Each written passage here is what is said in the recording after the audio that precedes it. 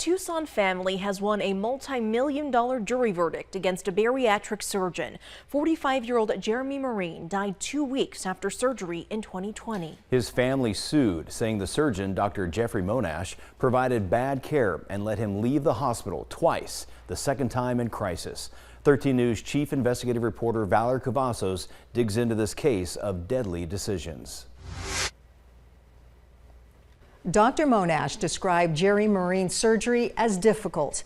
The family's attorney told the jury Jeremy had signs of sepsis, an infection that could lead to death if left untreated. But Dr. Monash cleared him to go home, testifying there wasn't an infection. Jeremy's wife Cheryl says at that point she had trusted the doctor's decision.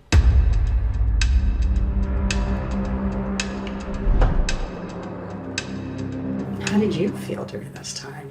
It was frustrating and scary. Scary because things hadn't gone as expected. Dr. Monash told Cheryl and Jeremy bariatric surgery is a relatively safe procedure to lose weight, and he should be back to work in about a week or two. 10 days later, he's struggling to recover, in severe pain with a swelling stomach as fluids build up. He was looking terrible and doing terrible. He was really pale, almost grayish. Michael McNamara is the Marine family attorney. So he goes to the hospital.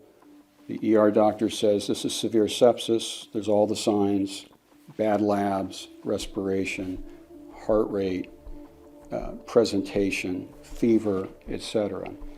And they hospitalize him. Dr. Monash had admitted then he was worried about an infection, peritonitis or sepsis, so he ordered more imaging to check for a stomach leak. And he got the test the next morning, and it showed no leak. So you were not worried at all about peritonitis or sepsis? Oh no, because with sepsis, you have to have infection. There is not a single document, not a single piece of evidence in this entire hospitalization that he had an infection. But it wasn't normal, according to experts, bariatric and general surgeons hired by the plaintiff who reviewed Jeremy's medical records for trial. One expert wrote Jeremy had abnormal findings on CT scan.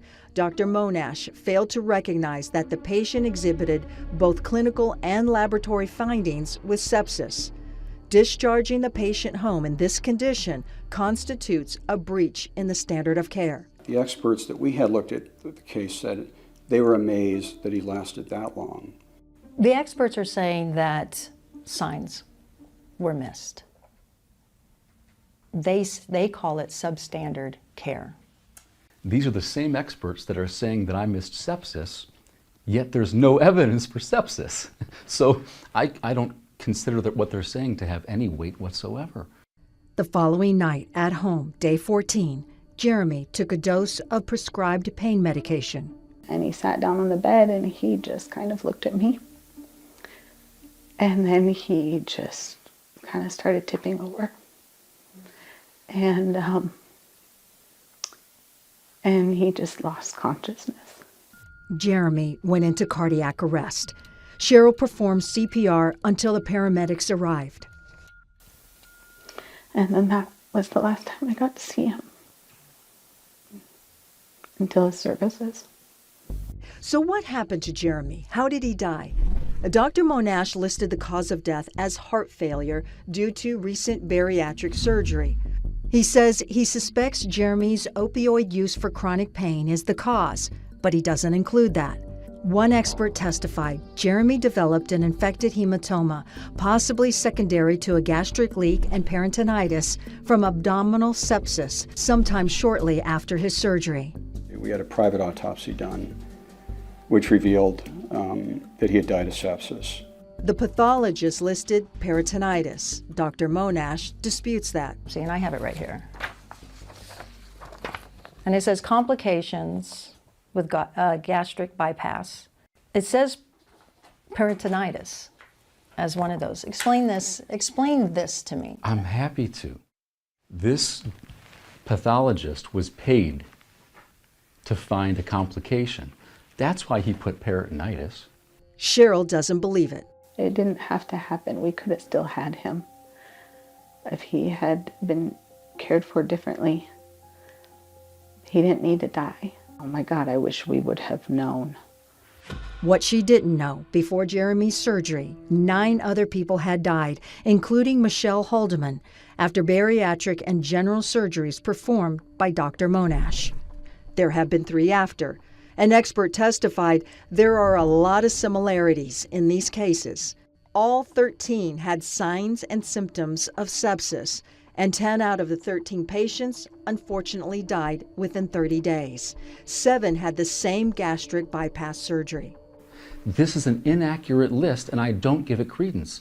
I'm going to talk about the Marine case today, and I'm not going to let you distract the public with nonsense. Did you determine the cause of death for every single one of these? There was one patient, Michelle Haldeman, that you mentioned, that I did think I made an error on. And I didn't argue it. And you know what? I'm human. And there was one case in about 5,500 that I think I could have done better. It was like, well, how is it all happening? How come we didn't know about it? It's a question we're digging into. The jury awarded the Marine family nearly $3.5 million, but Dr. Monash is appealing, requesting a new trial. His attorney argues in his appeal that the experts were not credible and that those other deaths for which Dr. Monash claims he was not negligent, should not have been presented to the jury. Our investigation is far from over as we dive deeper into this wrongful death case. And you can check out our first report on our website, KOLD.com. Valerie Cavazos, 13 Investigates.